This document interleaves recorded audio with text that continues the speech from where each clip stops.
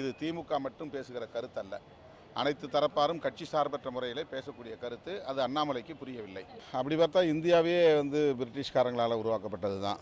அப்படி பார்த்தால் இந்தியா என்பதே ஒரு நாடாக உருப்பெறுவதற்கு பிரிட்டிஷ் ஆட்சியாளர்கள் தான் காரணம்.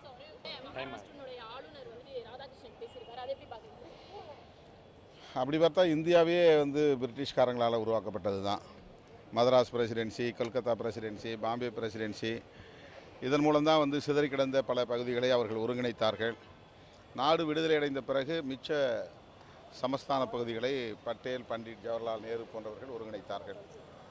அவருடைய கூற்றுப்படி பார்த்தால் இந்தியா என்பதே ஒரு நாடாக உருப்பெறுவதற்கு பிரிட்டிஷ் ஆட்சியாளர்கள் தான் காரணம்.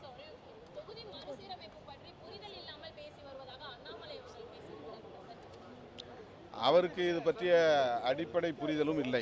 தொகுதி வரையறை பற்றி அவருக்கு ஏதேனும் புரிதல் இருந்தால் இந்த கருத்தை அவர் கட்டாயமாக வரவேற்பார். இதிலுள்ள பிரச்சனைகளை ஏற்றுக்கொள்வார். 50 ஆண்டுகளுக்கு பிறகு இப்போது மறுவரையறை செய்யக்கூடிய ஒரு சூழல் எழுந்துள்ளது. மக்கள் தொகை கணக்கெடுப்புக்கு பிறகுதான் அதை செய்ய முடியும்.